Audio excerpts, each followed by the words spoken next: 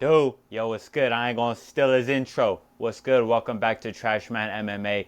And today we are going over UFC. What was it? Nashville, Tennessee. Lewis versus TEIXEIRA. What a pretty good card, to be honest. It was pretty good. It was action-packed enough. There was enough finishes for my personal liking. There were some lulls in the action here and there, even in the middle of some exciting fights, but overall, I'd give this card, 6.8 out of 10. It was pretty good. It was a damn decent card. I liked it. I know there's some tweakers like, I don't know, bedtime was really complaining about it. I think somebody else, I think maybe Lucas was complaining about it as well. But I enjoyed it. But today, this is the breakdown, overall recap of the card. So let's get straight into it. As per usual, we'll go from the top to the bottom. Let's get started with the main event of Derek Lewis versus Talison TEIXEIRA. Now, I went Talison TEIXEIRA. All right, look, I'm one of those guys. I was like, man, Lewis, he's 40 years old. This is his 30 UFC fight. Talison TEIXEIRA is fast on his feet. Or he's fast, he's light on his feet, he moves around a lot, and he's kind of dynamic. I think he's more, I think he's more equipped with striking material to take out Derek Lewis. I was wrong. Turns out, all you need is that clubbing left hand. And I know we say this time after time after time again. He wasn't ready for this jump up the rankings. He wasn't ready for this top 10 opponent, which honestly, well, first of all, I don't even know how Talison TEIXEIRA was ranked 12 in the first place. When I seen that, I was like, dude, he beat Justin Tafa, who was nowhere near the rankings.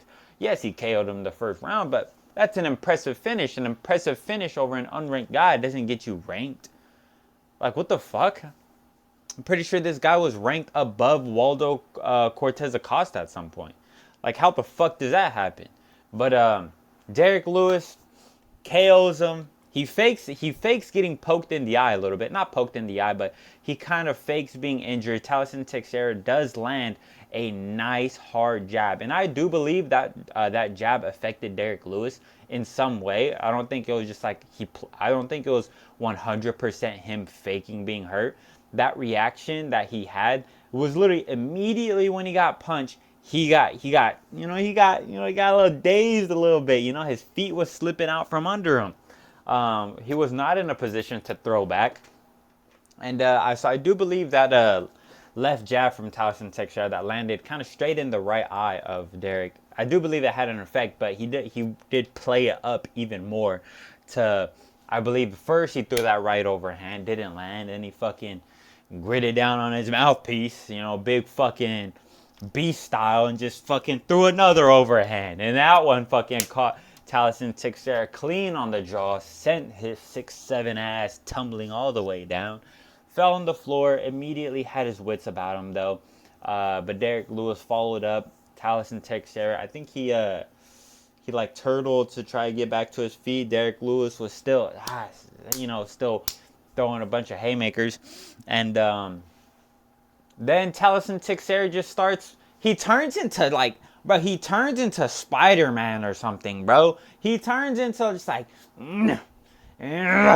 just starts gripping the cage with like the most blatant, quite literally, the most blatant cage grabs we have ever seen. And people will actually try to convince you that this was an early stoppage, which is the crazy part. Hey man, just let him cheat to get back to his feet, dude. He's not doing anything wrong.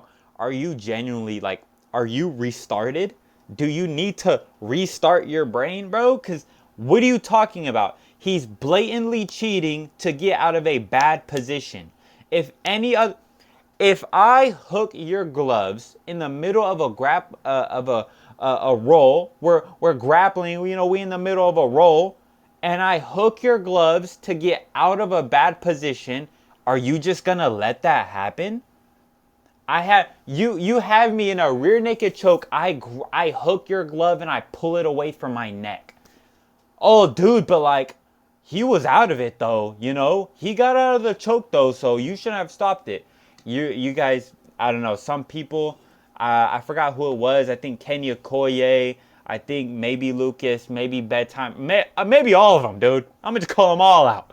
What are you talking about? It was an early stoppage. You must be on some different type of planet, bro. I don't know what's the deal with them, man, but we gotta kill you, dog. We gotta get you up out of here, man. Like that's in a crazy just opinion. It's in a crazy opinion, man. He blatantly cheated to get out of a poor position, and they stopped the fight because Derek Lewis, even though Taliesin was cheating, he kept raining shots. TEIXEIRA wasn't defending himself. They stopped the fight. Little, I wouldn't even say anticlimactic, because this is kind of what you expect with these fights. You know, when you expect when you see a Lewis versus TEIXEIRA main event, like, are you really or just fight? Are you really expecting this to go more than a round? Like, I know I sure wasn't, so it wasn't really anticlimactic to me. But it was fun though. I'll tell you that, it was fucking fun. But hold on, right there, it's good. But yeah, it was a good fight. It was a good fight while it lasted. Derek Lewis won. Black Beast is back. He had he had another goated post-fight interview. Said he was gonna smash his wife.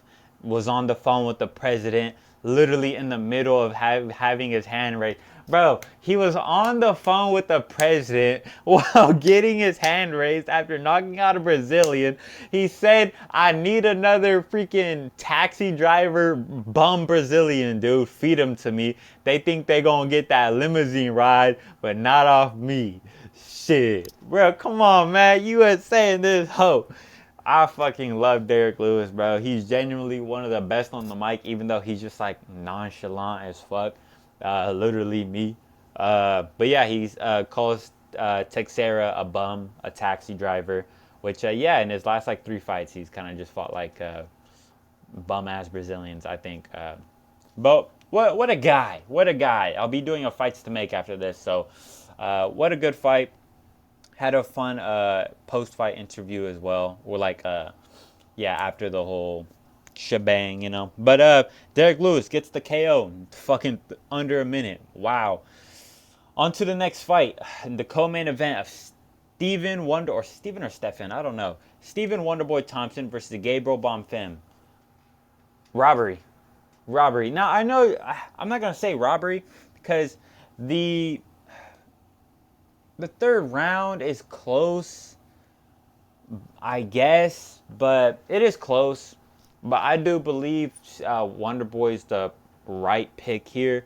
I believe that Bonfim was landing, because, all right, just looking at going round by round, Gabriel Bonfim won the first round. No doubt about it. He won the first round.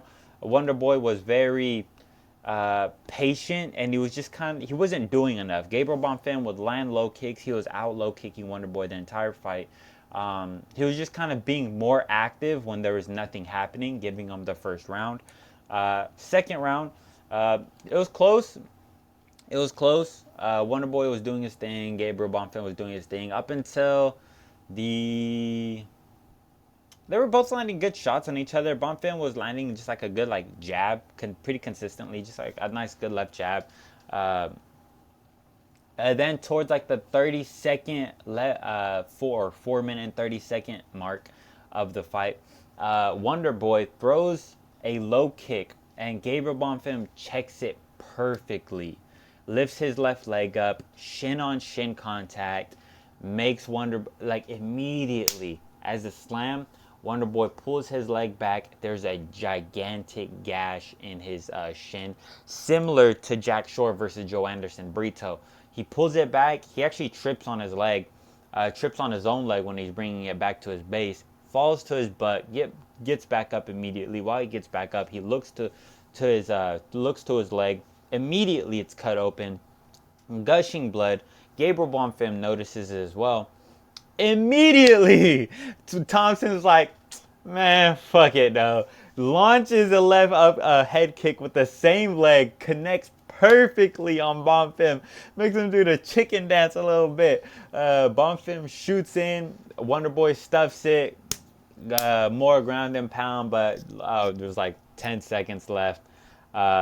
Couldn't get it, and couldn't finish the fight in that moment. But Bonfim gets up and he has the most worried look on his face of all time. He's like, "Oh shit!" he has, I can't even describe the face, but it's like he's seen a ghost. He was so out of it at the end of that second round. It was actually crazy. And going into the third, he shoots a double leg immediately. Wonderboy stuffs it. Stuffs it, gets back up. Well, not stuffs it, but he stuffs it, gets pushed up against the fence. You could see in the second and third round, Bonfim wasn't as effective with the grappling as I predicted. Like, yeah, he would still press him up against the fence, but that's all he was really able to do.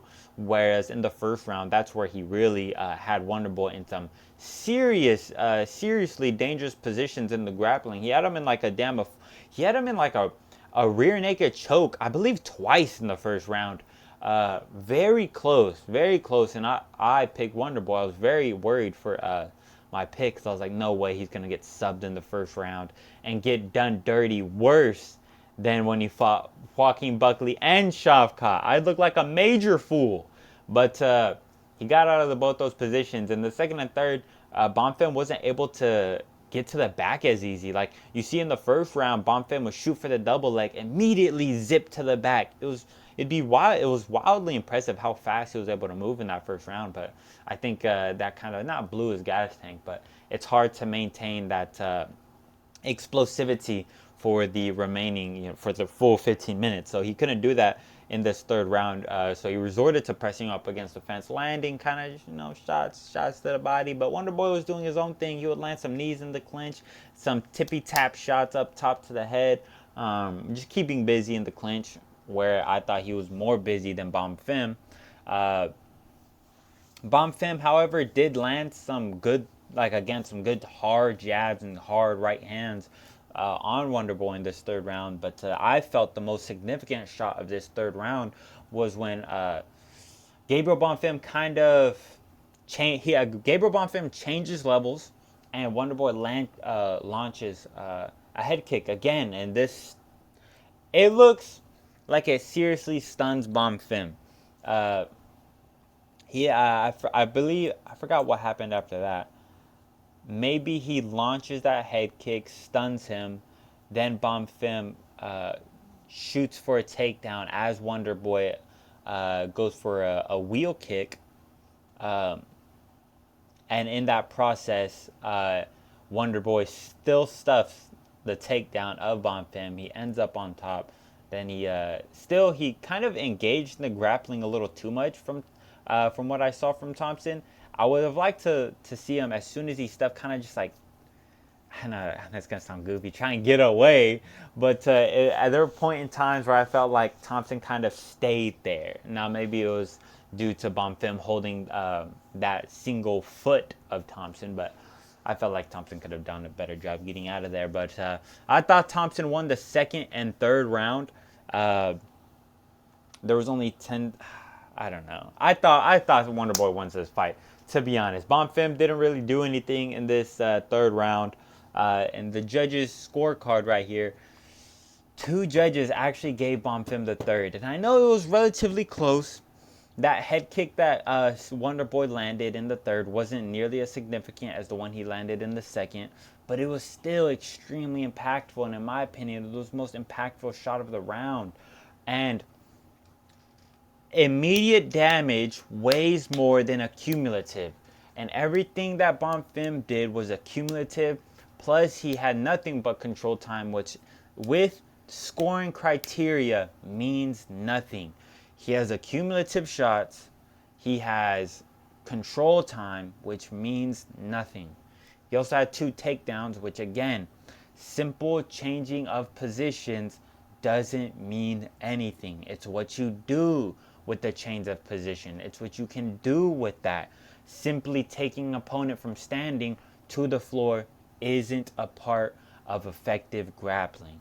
I think Wonderboy landed the better shots, the more impactful shots. He landed 3 less significant strikes than Bonfim in this third round, but still, that one head kick that he landed was, in my opinion, the most impactful shot of the round, which, in my opinion, and in the scoring criteria's opinion, Wonder Boy should have won this fight. But whatever, you know, I got my pick wrong. So right now, I'm 0-2. On to the next fight, though. Calvin Kattar versus Steve Garcia. To be honest, there's not much to talk about this fight besides just the corpse of Calvin Kattar. Max Holloway really stole everything from this guy. He's had one win since fighting Max Holloway, which was against Giga Chikadze. So in Calvin Kattar's last 7 fights, he's 1-6. Now I'm just gonna be honest here. It's time to call it, bro. It's time to call it. I get it. You faced high level competition. I think Steve Garcia can go a pretty long way, but just the comp is getting a little lower and lower. Not even lower and lower. You can't really say that because he just fought Aljamain Sterling not too long ago. But I just think it's time. He showed that he didn't even have a fighting spirit anymore. Like he just doesn't have it anymore. He doesn't. He just stands there. He just stands there menacingly. He just stands there, watches Garcia throw jabs to the body, low kick, winging right hands. Bro, Garcia looked like the most dynamic fighter of all time out there because there's absolutely nothing coming back from Kattar. He has the occasional overhand left, but that's literally it. It's literally it. There was nothing from Calvin Kattar this entire fight.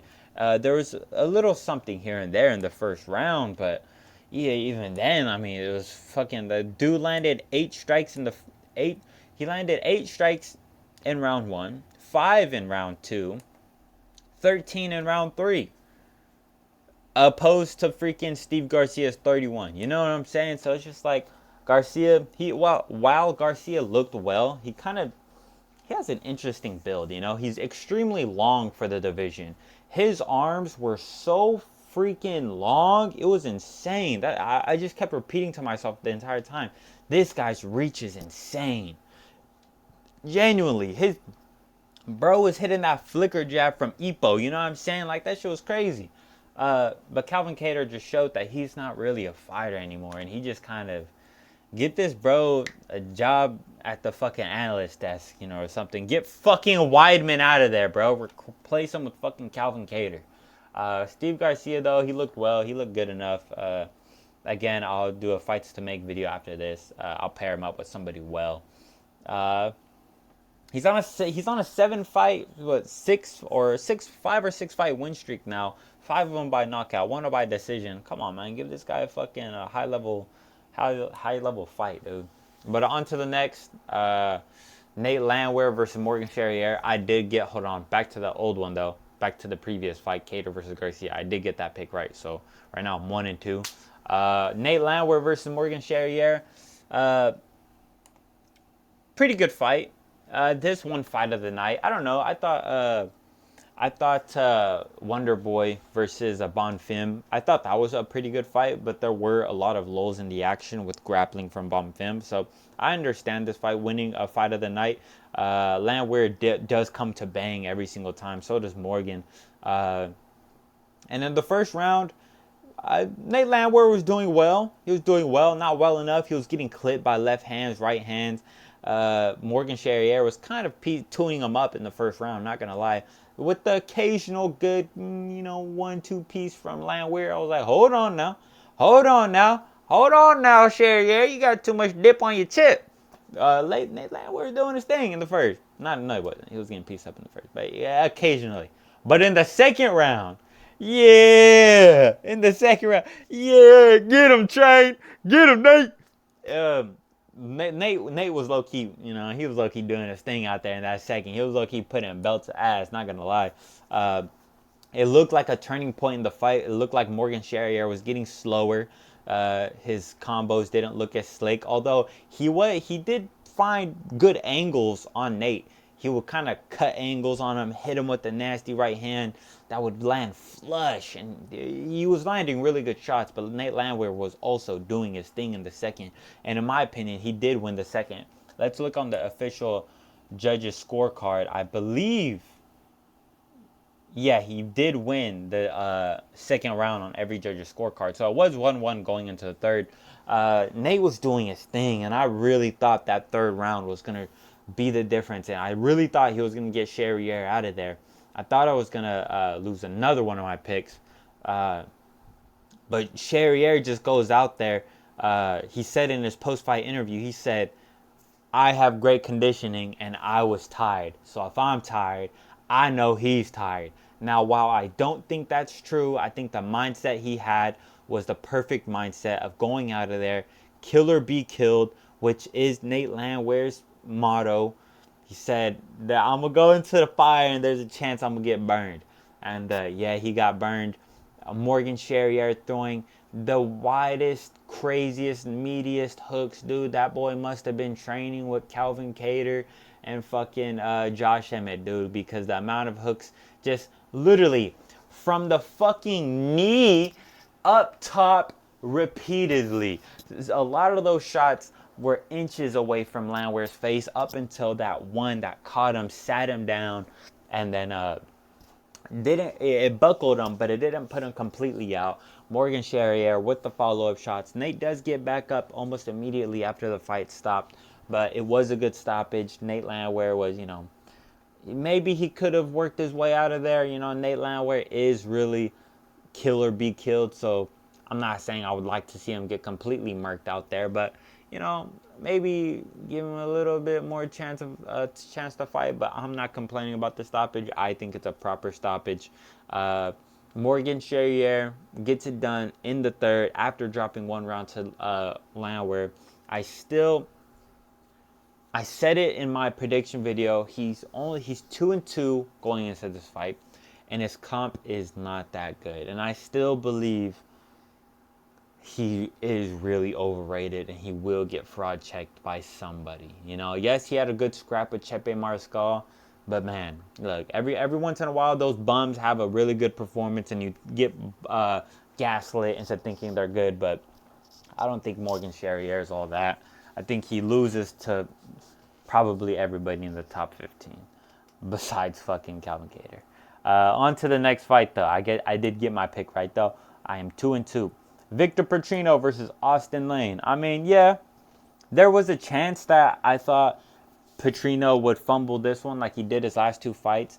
But Austin Lane, he's just really bad, He's just really bad. He can't do anything. Like, he is athletic, but he has really no amount of skill. Which is really interesting because he is in the least skillful division. So, being the least skilled in the least skilled division, how bad is it? Does this guy train MMA? I genuinely wonder if he trains MMA. Victor Petrino, though, really loving his trip to heavyweight. Bro is looking like a puffball out there. He's looking like, don't get me wrong, he's still shredded. He's still in shape, but he's significantly puffier than he was. It looked like, somebody hooked up a bike pump to him and, pumped like 3 fucking times. He just looks inflated now. His face looks a little puffy. His neck, traps, everything just looks like if you push, if you push on him, if you put your finger on him and you press, like there'd just be like an indentation. Whereas opposed to his light heavyweight build, he looked firm. But he still gets it done. We'll see if he gets chinned in the near future. He is skilled, He is skilled. He was going tit for tat with Dustin Jacoby until he got fucking knocked the fuck out in that third round. So Petrino gets it done in the first. On to the next. Junior Tafa versus Taco Tacos. Yeah, I mean, it's the Tafa bros. I like in my prediction video, dude, I said too, like, don't be surprised if Tucos can, really get it done as well. He was holding his own up against Navajo Sterling, which in my opinion is good light heavyweight. So I thought if he could hold his own against a light heavyweight in Navajo Sterling, just Junior Tafa would have a hard time being in there with Tuco. Tuco hasn't had the best run so far. I believe, before going into this fight, he was 0-3 in the UFC. I forgot exactly who he lost to. He lost to, obviously, Navajo Sterling. Yeah, and that's the only one I know. He's lost two other times, right? And he also lost to that other light heavyweight who's been calling out Pereira, Ming Yang Zhang. But yeah, it's just the Tafa bros. They're Samoan. I believe they're from New Zealand. They're just fat, unathletic. Although I did like Junior Tafa the way he looked in this fight. I don't want him to go back to heavyweight. I hope he doesn't. I hope he doesn't take this as like a, man, yeah, let me stay at heavyweight. No, you're on the right track, dude. You look pretty decent. He rocked them in the first, I believe, and he rocked them in the second, I believe, too. But he ended up giving, what did he give Tuco? I don't know. He either lost by like a rear naked choke or an arm triangle, something like that. Junior Tafa did do a good round in the first round. He almost got subbed. Uh, well, it looked like he was close to getting subbed in the first round a few times. I believe Tuco had an arm triangle in the first. Didn't get it, though. But he ended up getting something. I believe it was a rear naked choke in the second round. After Junior Tafa kind of poured it on him at the end of the first. But Tuco gets it done. Submission over Junior Tafa, coming down from heavyweight. Good job, Tuco, I guess. So I'm 2-3. Max Griffin versus Chris Curtis. I was heating up food while watching this fight, not gonna lie. But it looked like Curtis won. It looked like Curtis won. Actually, I was watching this round. I was watching like the third round. Griffin wasn't doing anything. I didn't watch the first round, which allegedly, Max Griffin won on the scorecards, I believe. Let's check. Yeah. So Max Griffin won the first round. And then Chris Curtis kind of just turns it up in the second and third. And just make sure Griffin can't really do anything. The impact of the shots was significantly in favor of Curtis. Griffin just didn't look like he was reacting well to really anything Curtis was throwing in the later rounds. Yeah, he would land very good shots of his own. He did. He was in there still. He did land very good shots of his own. But when Curtis would land, it would just have a different look to it. It would have a different, ooh, that shot looked like it fucking hurt. Whereas Griffin, he'd land a nice little two-piece combo, and Curtis would kind of just eat it. Whereas Curtis would land a nice little piece, and Max Griffin would be like, I don't want to go through that again. So I don't really understand how this fight... Okay, somebody gave Max Griffin the third. I don't see that. I see Chris Curtis winning the second and third pretty clearly. These third round stats don't really help Max Griffin's case either. I thought Curtis won 2-3 pretty clearly, which I'm pretty sure is what I predicted. So on to the next fight, Jake Matthews versus Chidi Njokuani. Jake Matthews gets it done, a standing rear naked choke in the first round. I was outside watering plants, and I saw through the back window. I saw a white dude on a black dude's back, and I immediately ran inside. I was like, no! And as soon as I went inside, as soon as I opened the door, Chidi starts tapping, and Jake Matthews gets off. Man, I had a feeling there was lighter man's skill going to play a factor in this fight, but I thought Chidi was long enough to kind of keep him away. I thought he was rangy enough and powerful enough, more than a Philip Rowe, to just keep him at bay. Keep him at the distance, play his own game, and not allow Jake Matthews to get too close and to really implement his own game. So I was wrong. I thought Chidi could keep him at the end of his punches, but he couldn't. Jake Matthews closes the distance, gets the back, sinks in the standing rear naked choke in the first round. Impressive from the boy. He was on like a 3 he's on like a 4-fight win streak now. So, you know, he's looking pretty well. You know, he's looking pretty decent. He just beat Francisco Prado as well. So, yeah, he's a little something right now. You know, keep your eye out for him. On to the next. Lauren Murphy versus Eduardo Mora. Man, dude. I was heartbroken, man. I was heartbroken when she put down them gloves, man. I just really couldn't stand it, you know. I grew up with Lauren Murphy, you know. I grew up with her, man. She's the reason I started training, man. When I seen her go up against Valentina Shevchenko, man, I really just saw something in myself, and I was just so inspired by her. I was so inspired by her story. I just can't believe she's gone. I just can't believe she's done. She's really done. I'm gonna miss her so much. I don't want it to be over. Alright, bro, I'm not gonna lie. I didn't watch this fucking fight, dude. I didn't watch this fight. I was getting pizza.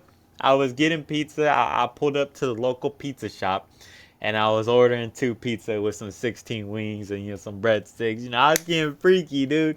So I didn't watch this fight. She retired. Get the fuck off my screen, bitch. On to the next fight. Kennedy Nzechukwu versus Walter Walker. Holy shit. Tom Aspinall, you're cooked. There's nowhere to run, man. Walter Walker is coming for you. Somebody let Tom Aspinall know that his fucking title reign, his reign of terror, has come to an end. Walter Walker. Hey, LeBron, we don't need you anymore, man. We're all good. Walter Walker's here. We're all good. The true champ is here. Walter Walker. This guy, the way he moves 265 pounds of body fat is fucking insane. He immediately charges Kennedy Nzechukwu at the beginning of the first. Literally just rugby tackling this dude. Tom Aspinall style. Head down, just fucking plodding forward. Every step covering like half the octagon, dude. Gets him up against the fence. They're in the clinch, landing little tippy tap shots. Little tippy tap. Walter Walker has not even his back. He just kind of has like the side a little bit, and in the blink of an eye, he drops down to a leg. Immediately gets the heel hook. It's so.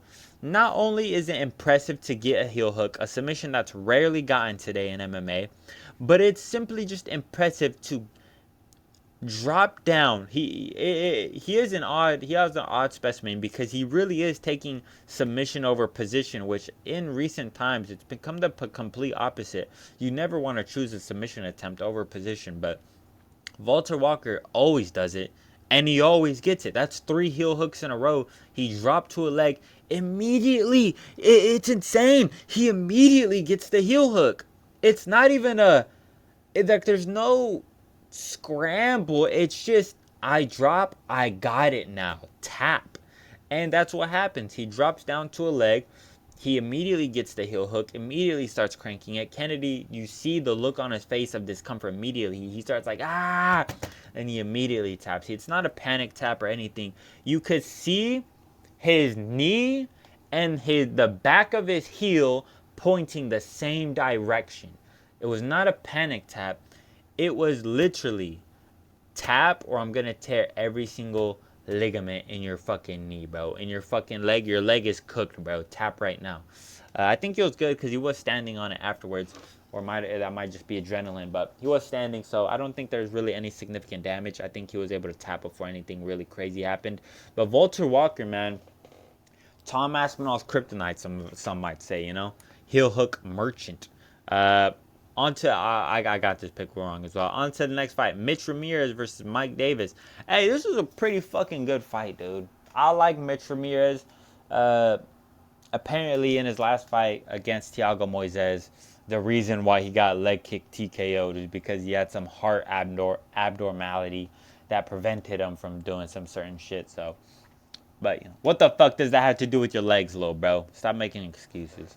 Mike Davis though kind of just puts on a grappling clinic in the first round. I forgot when he took him down, but as soon as he took him down, it was just nothing else happened. Like Mitch Ramirez was just fending off rear naked choke attempts. There might have been a arm triangle attempt at one point in time. Maybe there wasn't. But yeah, first round was just a grappling clinic from Mike Davis. Mitch Ramirez, who I don't know, dude. I don't know. He got grapple fucked for 5 minutes straight in the first round. Like, genuinely, what do you want me to really say about this fight? Impressive first round for Mike Davis, and then the second round, he really starts letting his hands go. He might have, yeah, I don't think he shot for a takedown, but I feel like they were in the clinch at some point in time, unless I'm just tripping. But they're it's pretty decent. Mike Davis getting the better of him. He's rocking Mitch Ramirez a few times. Again, he's finding and cutting angles on Mitch Ramirez. It's so perfectly. Looks good, looks fluid. His hand speed looked well. And like he said in his post-fight speech, he doesn't really put too much into it. Kind of just tippy-tap, pitter-patter. Make sure the shot lands. Make sure you're fluid. And those are the shots that are going to put him away. In the end of the fifth round with a minute to go, that's exactly what happens. He finds a good shot, slumps Ramirez out up against the fence, and he follows up, and Mitch Ramirez can't recover well. Not out, but TKO. And Mike Davis. Mike Davis is really good, you know. He's 5-2 in the UFC. His only losses are against Freziam, who deserves a ranked opponent, and he took him to a decision. And Gilbert Burns, you know. Gilbert Burns, you know, I get it. That doesn't look too well now, but in the old times, that wasn't a bad loss to have. So Mike Davis, low-key a problem now, you know. He's kind of cooking. On to the first fight of the night. Fatima Klein versus Melissa Martinez. Very odd that this is a strawweight fight. Very odd, might I say. They both look fat. For being the lightest division in the UFC, in the UFC, they both look really fat. Fatima Klein she's jiggling out there, bro. Fatima Klein quite literally is just jiggling out there. So is Melissa Martinez, but not to as much of an extent. But they both have so much excess body fat. It's insane. Fatima Klein jiggling at range, but they're doing their thing. The first and second round are honestly really fun. I'm not even going to shit on this fight all too much. This fight was really fucking fun. Both throwing down in the first and second. Melissa Martinez being a huge underdog, like minus 1,000. She's holding in. She's holding her own for how she was expected to, you know, be done. And that doesn't come until the third round. Like it was like, yeah, halfway into the third round. Who the fuck is at my house? Fatima Klein launches a head kick, a left high kick, in so close. They're in like elbow range, and Fatima Klein launches that fucking left high kick. It reminded me of who was it? It was Bukakis versus Prachnio, I believe. And I believe Prachnio was up against the fence, and he threw a high kick in so close. That's what it reminded me of. And it just lands flush on the jaw of Martinez. Shin to jaw, puts her out. Follow-up shots from Fatima, super necessary. Walk off KO. Super impressive from Fatima Klein, which was expected from the amount of, what we've seen from her so far. You know, we've seen that she's a really good fighter. Took a fight up against Jasmine Jujutowicz just on short notice. Didn't get the nod, but did win the third round. And, we're really seeing her, come through to her own. So I was very impressed by her and this performance. But I was also really impressed by Melanie Martinez. Or Melissa Martinez. My bad, I've been mispronouncing her name this entire time. She wasn't no slouch. She wasn't no pushover. And you can always respect a fighter like that. So Melissa Martinez does get knocked out in the third round. Fatima Klein gets her dub. But what a fight, man. It was really good. It was a good card.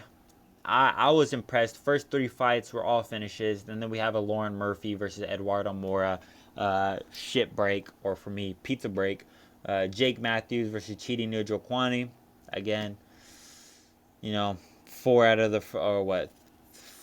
first 5 fights finishes, and then Chris Curtis, Max Griffin, you know how that was gonna go. Tafa versus Tukos, not too crazy. Petrino versus Lane, again, just a fight with really no stakes on it.